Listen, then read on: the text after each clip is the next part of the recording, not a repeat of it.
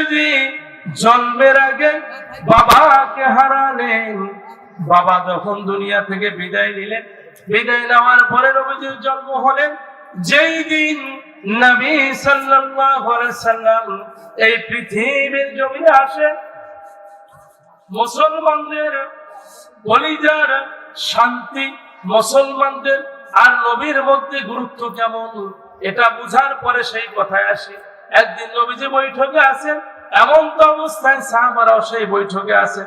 রাসূল বললেন, ও আল্লাহর বান্দারা, আমাকে কেমন তোমরা মহব্বত করো, ভালোবাসো?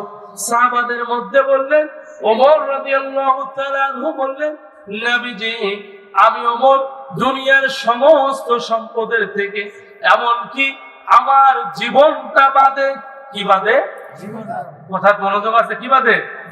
ওমর বললেন জীবন বাদে আমি রাসূল, আমি ওমর আপনি রাসূলকে বেশি ভালোবাসি, শুধু আমার জীবন বাদে সমস্ত সয় সম্পত্তির থেকে। আল্লাহর হাবিব বললেন, ওমর এখনো হলো না। কি বললেন? হলো না। তার মানে ঈমানের শূন্যতা এখনো তোমার আছে। নবী বললেন, ওমর শুনে রাখো, আমি রাসূলকে তোমাদের জীবনের থেকে বেশি ভালোবাসতে হবে। যদি বাসতে পারো তবে আল্লাহকে পাবে। এবার বলুন তো, ওমর ওই দিন বলেছিল, নবীজি আমি যতদিন জীবিত থাকবো আমার জীবনের চাইতে আপনাকে বেশি ভালোবাসবো। আল্লাহ আকবার। এবারে মাহফিলের প্যান্ডেল থেকে মুসলমানরা সাক্ষী দেন, জোরে আওয়াজ তুলে, রাসূলকে কি আমরা আমাদের জীবনের থেকে বেশি ভালোবাসবো? কে কে রাজি আছেন? হাত উঠান। লিল্লাহি তাকবীর, নারে তাকবীর। হাত নামান। প্রিয় ভাইরা লক্ষ্য করুন, এবার আবার আল্লাহ কোরআনে বললেন, কুল ইন কুনতুম তুহিব্বুনাল্লাহা ফাত্তাবিউনি ইউহিব্বুকুমুল্লাহ। ও দুনিয়ার মানুষ শুনে রাখো, আল্লাহ বললেন নবীজি আপনি জানিয়ে দেন, কুল ইন কুনতুম তুহিব্বুনাল্লাহ, আমি আল্লাহকে যদি কেউ পেতে চাও, ভালোবাসতে চাও, আল্লাহর আনুগত্য করো, আল্লাহর রহমত চাও, ফাত্তাবিউনি ইউহিব্বুকুমুল্লাহ, তবে রাসূলকে ভালোবাসতে হবে। কাকে ভালোবাসতে হবে? আর যদি রাসূলকে ভালোবাসতে পারো, ওয়াগফির লাকুম, তোমাদেরকে আমি আল্লাহ মাফ করে দেব। কি মাফ করবে? যুনুবাকুম, তোমাদের জীবনের গুনাহ। সুবহানাল্লাহ। আল্লাহু গফুরুর রহিম, আল্লাহ সবচেয়ে দয়ালু। ঠিক কিনা বলুন? তাহলে রাসূলকে ভালোবাসলে জীবনের গুনাহ মাফ করবেন কে? এবার রাসূলের জিন্দেগিতে আসুন। বলতেছিলাম শত্রু কেমনে হলো। রাসূল সাল্লাল্লাহু আলাইহি সাল্লাম তিনি যখন পৃথিবীর জমিনে আসেন, আসার পরে নবীজি সাল্লাল্লাহু আলাইহি সাল্লামকে, আগে তো আরবের একটা প্রথা ছিল, দুধমা ছিল, সন্তানদেরকে অন্য দুধমা তাদেরকে দুধ পান করাতো। এমন তো অবস্থায় রাসূলকে নেওয়ার জন্য অনেক লোক যখন ওই সময় আরবে সন্তানদেরকে নেওয়ার জন্য আসে, রাসূলকে কেউ নিলেন না। এক পর্যায়ে মা হালিমা, নবীজির দুধমা হালিমা, তিনি আসলেন স্বামী সহ। যে গাধার পিঠের মধ্যে আসলেন, গাধাটা ছিল আদা মরার মতো, শক্তি নাই, দুর্বল। এই গাধার পিঠ থেকে নেমে যখন রাসূলকে কোলে উঠা নিলেন, মা আমিনা বললেন, আমি যখন হালিমার কোলের মধ্যে আমার কলিজার টুকরা সন্তান মুহাম্মদকে উঠায় দিলাম, যখন হালিমা দুধমা হিসেবে গ্রহণ করলেন আমার এই সন্তানকে, হালিমা বলেন, সঙ্গে সঙ্গে আমার শরীরের মধ্যে এমন একটা পাওয়ার কাজ করলো, মনে হয় আগের থেকে 100 গুণ বেশি শক্তি আমি হালিমার শরীরে তৈরি হয়ে গেল। নবীর বরকত লক্ষ্য করুন। এবার মা হালিমা বলেন, এবার যখন শরীরে শক্তি অনুভব করতেছি, আমার গাধার পিঠের উপরে যখন চললাম, যে গাধা একটা লোককে নিয়ে যাইতে পারে না, এই গাধার শরীরে এমন জোয়ানি শক্তি শুরু হয়ে গেল, মনে হয় গাধা সবে মাত্র যৌবন ফিরে পাইল। এত শক্তি হইল কার বরকতে? এবার যখন রাসূলকে নিয়ে গেল মা হালিমাতুস সাদিয়া, তিনি নিয়ে যাওয়ার পরে রাসূলকে 6 বছর ধরে মানুষ করেছেন, তার মধ্যে টানা 4 বছর মা হালিমার বাড়িতে ছিল। যখন মা হালিমার বাড়িতে ছিলেন, মা হালিমা বলেন, আমার শিশু নবী মুহাম্মদ তিনি যখন বাচ্চাদের সঙ্গে খেলতে যায়, এক সময় কিছু বাচ্চা দৌড় দিয়ে এসে আমাকে বলতেছে, ও মা, আপনার সন্তানকে কিছু ছেলে এসে পাহাড়ের উপরে উঠাইলো আর বুকটা ফাড়াইলো, কলিজাটা বাহির করে ধৌত করলো। এটি ছিল প্রথম সিনা মুবারক সাদ। সুবহানাল্লাহ। যখন এই কথা বলা হলো, মা হালিমা আর ঠিক থাকতে পারলো না। আমি তো মুহাম্মদকে আমার নিজের সন্তান না, মুহাম্মদ তো আমার অন্যের সন্তান, আমি তো দুধ মা, এটা কেমন হলো আমার সন্তানের, না জানি কোন বিপদ হলো। দৌড়াইতে দৌড়াইতে মা হালিমা ঠিক ওই জায়গায় এসে দেখে নবী মুহাম্মদুর রাসূলুল্লাহ সাল্লাল্লাহু আলাইহি ওয়াসাল্লাম পাহাড় থেকে হেলে দুলে নামতেছিল। নবীজিকে তখন কাছে টেনে নিয়ে শরীরের উপরের কাপড়টা খুলে দেখলো সেখানে কোনো দাগ নাই। মা হালিমা বলল, বাবা কেমন লাগে তোমার? বলে, মা আমি পায়ের দিকে তাকিয়ে দেখি আমার পায়ের নিচের মধ্যে মাটি, আর মাটির নিচে দেখতেছি পানি, মাটির নিচে দেখতেছি আমি পানি, পানির নিচে জ্বলন্ত আগুন।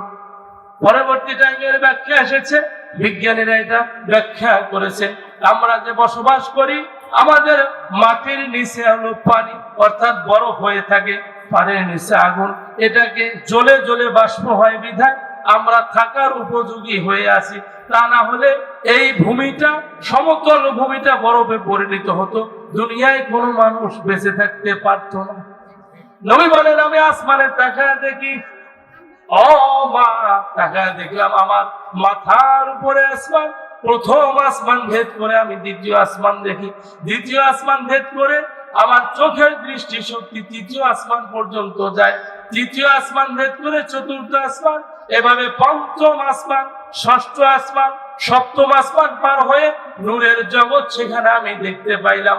সেখান পার হয়ে মানুষের ভাগ্যলিপির যে খাতাটা আছে, কলমটা আছে, শব্দ শোনা যায়, আমি সেখান পর্যন্ত দেখতে পাই।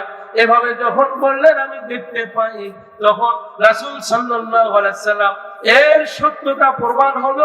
নবীজি যেদিন মেরাজে গেলেন, মেরাজে যাওয়ার পরে সপ্তম আসমানে যখন উঠলেন, ওঠার পরে জিবরাইল আলাইহিস সালাম 600 পাখা নিয়ে সেখানে হাজির হইলেন, বিশাল রূপ দেখায় দিলেন। জিবরাইল 600 পাখা নিয়ে দেখায় দিলেন। আল্লাহর হাবিব বলেন, ও জিবরাইল, 600 পাখা নিয়ে যে তুমি যে আমার কাছে হাজির হইলে জিবরাইল, এই রূপ জীবনে আরো একবার দেখাইছিলে যেই দিন সর্বপ্রথম জাবালে নূর কোরআন নাজিলের পাহাড়ের মধ্যে আমি রাসূল ধ্যানমগ্ন ছিলাম। ওই সময় প্রথম নাজিলকৃত আয়াত নিয়ে যাওয়া আপনার পক্ষ থেকে আর এত বড় দেহ আমি দেখতে পাই। সুবহানাল্লাহ। নবী বলেন, সিদরাতুল মুনতাহা, ওখানে একটা বড়ার গাছ আছে সপ্তম আসমানে, ওই গাছের বিশাল নিচের দিকে বিশালতা আছে, ওখান থেকে আসমানে চলে যায়, তার উপরে ফেরেশতাদের জগৎ আর যাওয়ার সুযোগ নাই। পর্যায়ক্রমে ওখানে মানুষের আমলের ভাগ্যলিপি লেখা হয়। আমার আল্লাহ জানান, কিরামান কাতিবিন, প্রত্যেকের কাঁধে 2 জন করে ফেরেশতা আছে, ইয়ালামুনা মা তাফআলুন, এরা মানুষের আমলনামাগুলো লেখে। সেরা 24 ঘন্টায় যাই করে এটা লেখে, এই লেখে এই খাতাটা নিয়ে গিয়ে ওই ভলিউম মূল খাতার মধ্যে জমা করা হয়। সুবহানাল্লাহ। এবার বলুন তো, ফেরেশতা যে কাঁধে আছে আমাদের ওজন লাগে? ওজন লাগে? তাহলে মানুষ যদি চুরি করে ফেরেশতা দেখবে কি দেখবে না? ডাকাতি করলে দেখবে কি দেখবে না? যতই গুনাহ করেন আপনার বান্দা বান্দি, কাঁধের মধ্যে ফেরেশতা আছে। এবার স্বামী বাড়িতে রেখে বিদেশ গেছে, আপনি স্বামীকে বাদ দিয়ে অন্য ছেলের সঙ্গে যৌন চাহিদা পূরণ করেন, এটাও তো ফেরেশতা লেখে, ঠিক কিনা বলেন? এবার আপনার ঘরে সুন্দরী স্ত্রী আছে, এটাকে বাদ দিয়ে আপনি বেগানা মহিলার দিকে তাকান, এটাও ফেরেশতা লেখে কি লেখে না? আবার আল্লাহ বলেন, ফামাইয়ামাল মিসকালা যাররাতিন খায়রান ইয়ারা ওয়া মাইয়ামাল মিসকালা যাররাতিন শাররান ইয়ারা। ছোট থেকে ছোট গুনাহ বাদ দেওয়া হবে না, ছোট থেকে ছোট সবটাও থেকে মাইনাস করা হবে। বলতেছিলাম, মা হালিমা যখন জিজ্ঞেস করলেন, নবী বললেন আমি দেখতে পাই। এবার মা হালিমা চিন্তা করলেন, এই ছেলেকে আর আমি রাখবো না, যদি কোনো বিপদ হয় তবে আমি কি জবাব দেব তার মায়ের কাছে? রাসূলকে নিয়ে গিয়ে তখন রাসূলের বয়স হলো 4 বছর। তার মায়ের কাছে দিলেন। মা আমিনার কাছে দেওয়ার পরে মা আমিনা তাকে আরো 2টা বছর ধরে লালন পালন করলেন।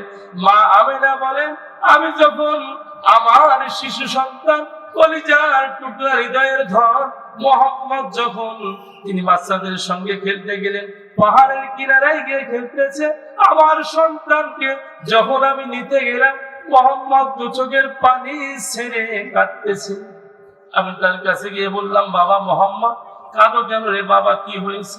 বলে, মা আমি এই জন্য কাঁদি, আমার সঙ্গে যারা খেললো কারো বাবা আসলো, কারো মা আসলো, অনেকের বাবা এসে নিয়ে গেল, মা আজ 2 বছর ধরে আমি আপনার সাথে, ও মা আমার বাবা তো একদিনও আসলো না।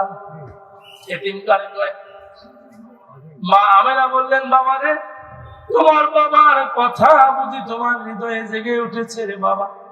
তখন নবীজি বললেন, ও মা আমি আমার বাবারে দেখতে যাব।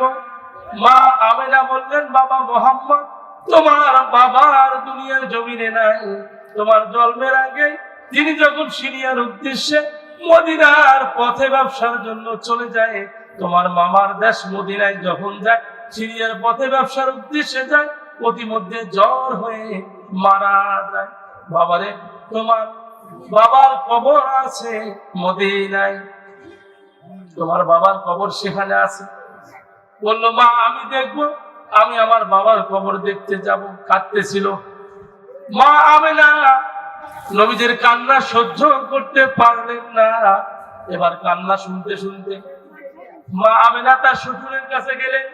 নবীজির দাদা আব্দুল মুত্তালিবের কাছে গিয়ে বললেন, ও বাবা, বাবা তোমার নাতি আমাকে আমার পুরানা স্মৃতির কথা মনে করে দিল, আমাকে হৃদয়ের মধ্যে আগুন জ্বালা দিল। মুহাম্মদ তার বাবাকে দেখতে চায়।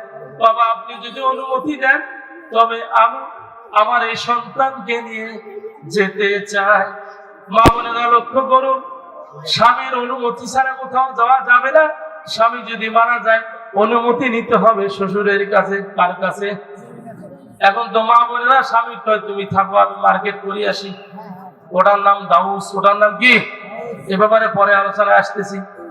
এবার মা আমেনা যখন চলে গেলেন সন্তানকে নিয়ে, যাইতে যাইতে যাইতে যাইতে এদিকে মদিনার পথে যখন চলে গেলেন, বাবার কবরের কাছে গেলেন। কিছুদিন কয়েকদিন চলে গেল। নবীজি বাবার কবরের মাটির উপরে শোয়ার মতো হয়ে চিত হয়ে কাঁদতেছে। বাবা বাবা বলে কত মানুষের বাবাকে সন্তানেরা দেখলো, ও বাবা আমি তো আপনাকে দেখলাম না। এ বলে কাঁদতে কাঁদতে অস্থির হয়ে গেল। কান্নাকাটি শেষ হওয়ার পরে মা আমিনা রাসূলকে নিয়ে চলে আসলেন। আসার পথে প্রতিমধ্যে যখন আবওয়া নামক বসরির কাছে আসলেন, আসতে গিয়ে মা আমিনা জ্বর আসলেন। জ্বর আসার পরে মা আমিনা দাসী উম্মে আইমানকে বললেন, আমার বাবা মুহাম্মদকে নিয়ে আসো, আজ 3 দিন ধরে আমার শরীরে জ্বর, আমার মন বলে আমি মনে হয় বাঁচবো না। আমার সন্তানকে বাবার কবর দেখার জন্য নিয়ে আসলাম। কবর দেখে ফেরার পথে আমি আমেনা মনে হয় আর বাঁচবো না, আমার বাবা মুহাম্মদকে ডাক দাও। এবার রাসূলকে ডাক দিল। মা আমেনা রাসূলকে কোলে নিলেন। বাবা মুহাম্মদ আমার কাছে আসো, বাবা আমার বুকে আসো। যখন বুকে জড়ায় নিলেন, নেওয়ার পরে কাঁদতেছে, বাবা মুহাম্মদ রে জন্মের আগে তোমার বাবাকে হারিয়েছো রে বাবা। আজ আমি মা, আমি হয়তো দুনিয়ায় থাকবো না, তুমি তোমার দাদার কাছে থেকে গিয়েও তুমি মক্কায় চলে যাও। এ বলে যখন কাঁদতে কাঁদতে কাঁদতে কাঁদতে নবীজি মায়ের বুকের উপরে মাথা দিয়ে কাঁদতেছে, চোখের পানি গড় গড় করে মা আমিনার বুক ভেজে যাচ্ছে। এমন তো অবস্থায় মা আমিনার কথা বলে না। নবী তখন আবার কাঁদতেছে, কথা বলে না। দাসী উম্মে আইমান বললেন, ও মুহাম্মদ বাবা কাঁদিয়ে কি করো, তোমার মা আর দুনিয়ায় নাই। মা দুঃখিনী মরে গেছে।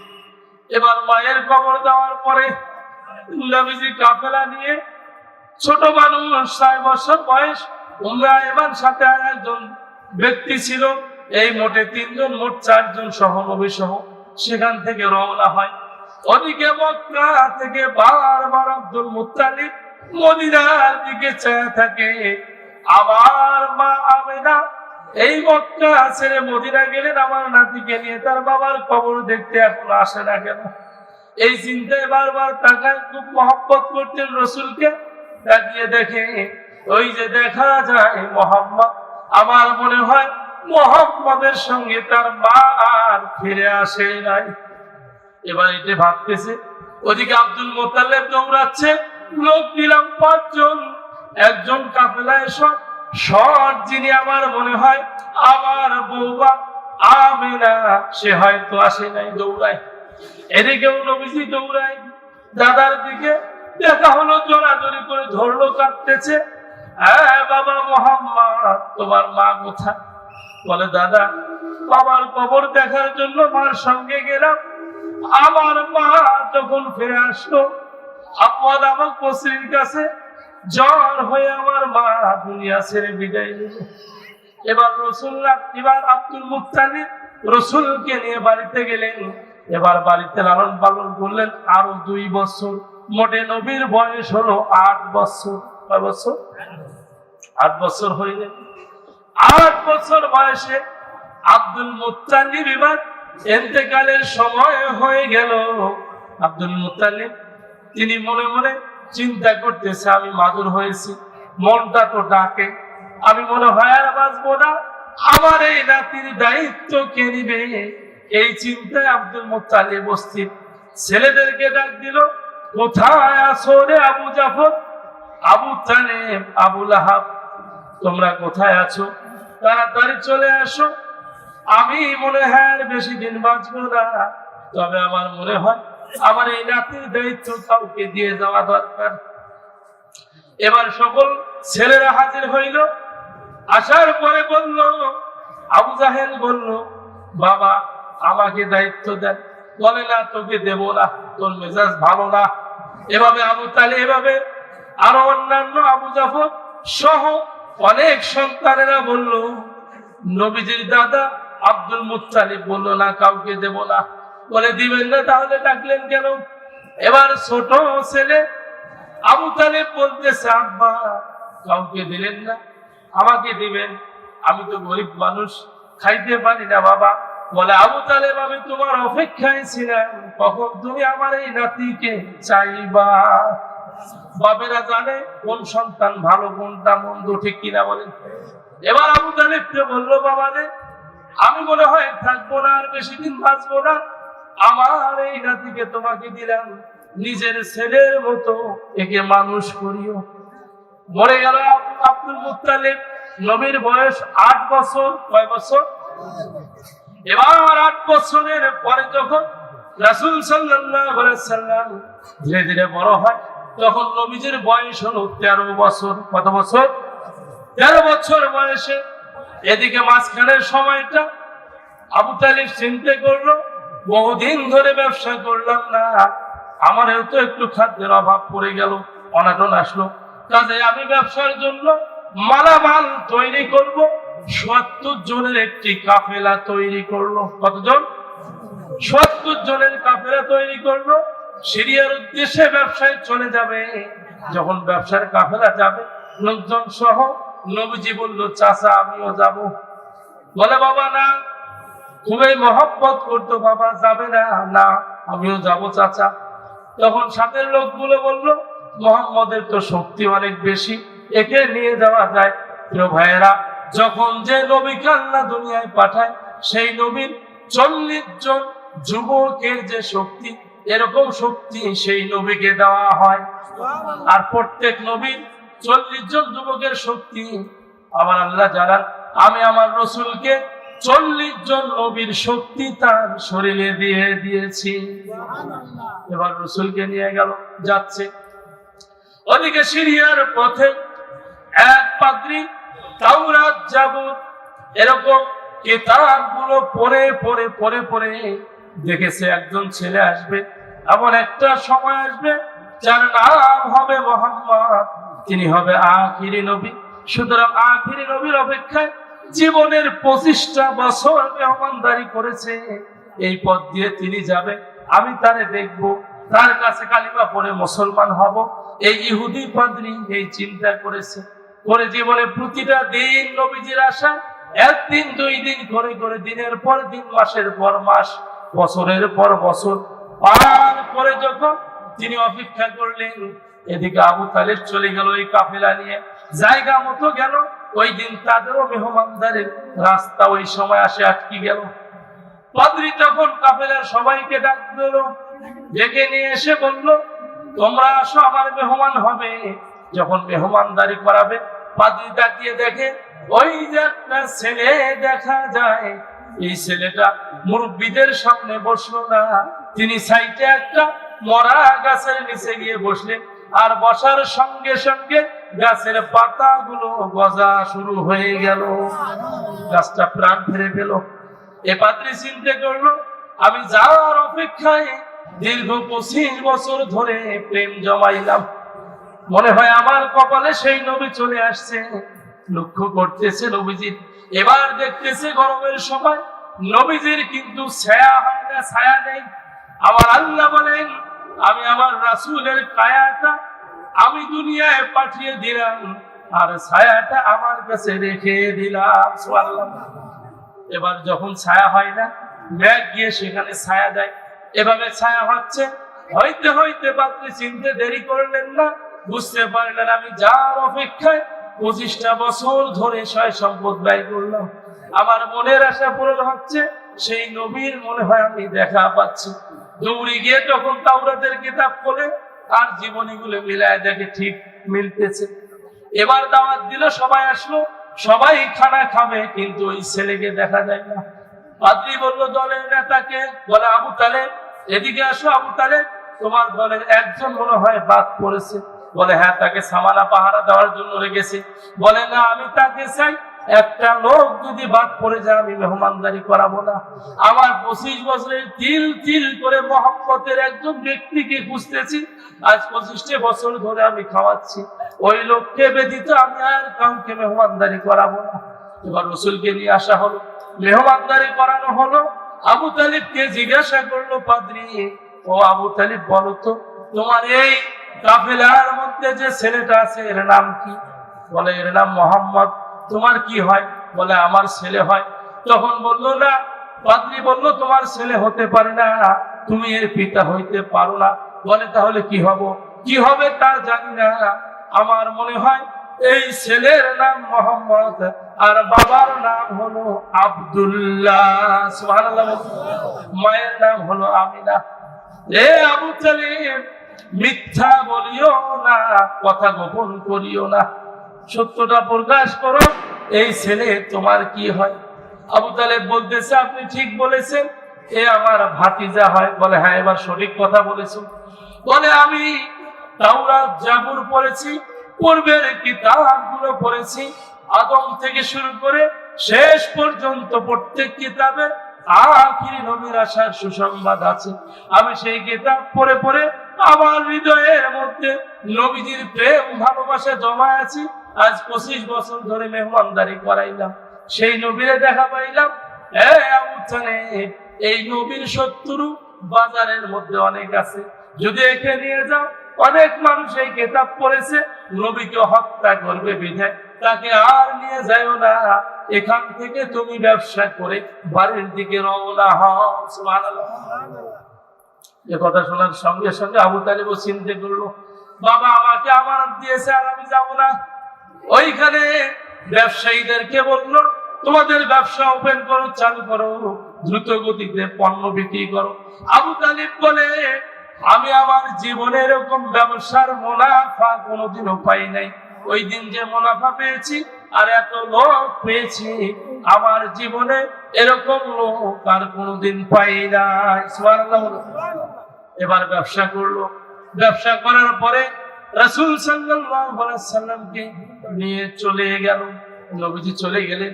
নবীজি চলে যাওয়ার পরে নবীজি সত্য জানেন, জানার পরে বলতেছিলাম, আমরা কারো শত্রু, মানুষ কেন আমাদের শত্রু হইলে? এবার লক্ষ্য করুন, রাসূল সাল্লাল্লাহু আলাইহি সাল্লাম দিনের পর দিন লোকদের কাছে এত ভালো, লোকেরা তাকে ভালোবেসে বেশে বেশে বেশে এমন একটা উপাধি নাম দিলেন যার নাম হলো আল আমিন, অর্থাৎ বিশ্বাসী।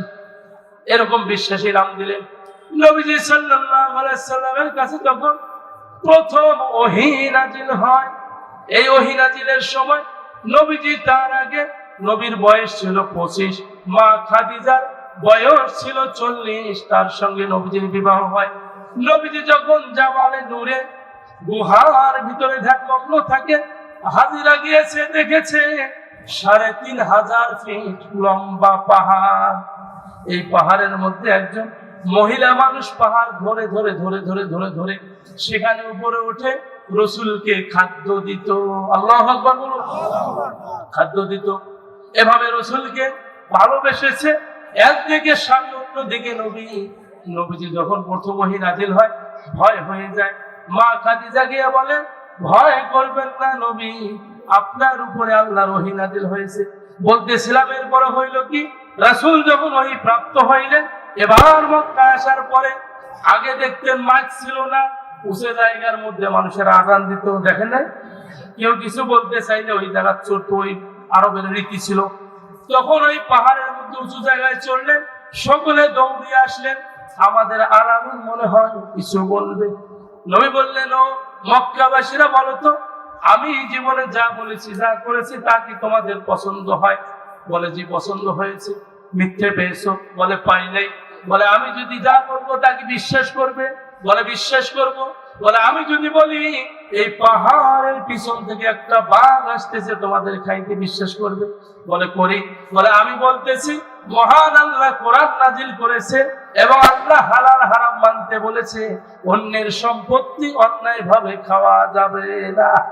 আবু জেহেলের দলের লোক বললো, এটা আমরা মানতে রাজি না। এইভাবে শত্রু তৈরি হলো। শত্রু আর অন্য কোথাও নাই। মুসলমান সঠিক বলবে, বেঈমানেরা মানবে না। এটাই হলো পার্থক্য, এটাই হলো। আবার আল্লাহ জানান সূরা হামিম সিজদা 26 নম্বর 24 নম্বর পারার 18 নম্বর পৃষ্ঠা 26 নম্বর আয়াতে বলেন, وقال الذين كفروا لا تسمعوا لهذا القرآن والغوا فيه لعلكم تغلبون। আমার আল্লাহ বলেন, وقال الذين كفروا, নবীজি কাফেররা ষড়যন্ত্র করলো আর বলল, লা তাসমাউ লিহাদাল কোরআন, এই কোরআন শ্রবণ করিও না, অলগাও ফিহি লাআল্লাকুম তাগলিবুন, এই কোরআন যেখানে পড়া হয় গন্ডগোল সৃষ্টি করবে, হট্টগোল সৃষ্টি করবে। কারণ এই কোরআন এমন একটি কিতাব, আল্লাহ বলেন আল ফুরকান, এটা সত্য মিথ্যা পার্থক্য করে দেয়। এই কোরআন যদি কোনো বদলোক জানে, কোরআন যদি কোনো গুনাহগার জানে, কোরআন পড়ে পড়ে জীবনের সমস্ত অন্যায় ছেড়ে দিয়ে সঠিক রাস্তায় চলে আসবে। যেমন ঠিক বলেছিল হযরতে ওমর, ঠিক কিনা বলে? আজ যারা কোরআনকে দেখতে পারে না, যারা কোরআনের বিরুদ্ধে কথা বলে, যারা বলে কোরআন একটা ভাওতাবাদী কিতাব, এরা আমাদের জানের দুশমন, ঠিক কিনা বলে? এই কথা বলে ঠিক কিনা? এই সমস্ত বেয়াদব গুলো, বিয়াক্কেল গুলো যে দলের মধ্যে থাকবে, সেই দল বাংলাদেশে ভোট তো দূরের কথা, একটা ফকিরেরও ভোট পাবে না, ঠিক কিনা বলে? এ বাংলার জনগণ 18 কোটি মুসলিম, তাদের হৃদয়ের কলিজার টুকরা যেটি গ্রন্থ, সেটির নাম হলো আল কোরআন, ঠিক কিনা বলেন? কোরআনকে নিয়ে বাংলামো করলে বাংলার জনগণ ভুলে যাবে না। ইতিপূর্বে 13 বছরের জিন্দেগিতে যারা আলেমদের বিরুদ্ধে কথা বলেছে, নবীর বিরুদ্ধে কথা বলেছে, ইসলামের বিরুদ্ধে ষড়যন্ত্র করেছে, তারা দেখে জায়গা পায়নি, ঠিক কিনা বলেন? এমনকি তারা বিদেশেও জায়গা পাচ্ছে না, তারা পাগল হচ্ছে না, আধা পাগল হচ্ছে না, যেটাকে বলা হয় অপবিত্রের মতো তারা জীবন যাপন করতেছে, ঠিক কিনা বলেন? ও দুনিয়ার মানুষ, হুঁশিয়ার হয়ে যান। এই বাংলার জমিনে কোরআনের বিরুদ্ধে কথা বললে আর কখনো বাংলার তৌহিদি জনতা মেনে নেবে না, ঝাড়ু পিটা করে দেশ থেকে তাড়িয়ে দিবে, ঠিক কিনা বলেন? ভাইরা, কাজেই ইসলাম ছাড়া অন্য কোন ধর্ম মানা যাবে যাবে না। কথা ছিল আরো অনেক, যেহেতু মেহমান আসছেন, বক্তা, ওনাকে রেখে কথা বলা সময় আমি নিতে চাচ্ছি না। আমি আপনাদের সকলের কাছে দোয়া চাই, মহান আল্লাহ যেন জীবনের প্রতিটা মুহূর্তে, সর্ব অবস্থায়, জীবন যাক আর থাক, এই চিন্তা যেন আল্লাহ আমার মাথায় না দিয়ে এই চিন্তা দেয় আল্লাহর দিন বাংলার জমিনে বিজয়ের পক্ষে কথা বলতে গিয়ে যদিও মৃত্যু হয়, আল্লাহ যেন তার উপরে আমাকে অটল রেখে কবুল করে। সকল বলে আমিন। আপনারা সকলে রাজি আছেন তো ইনশাআল্লাহ?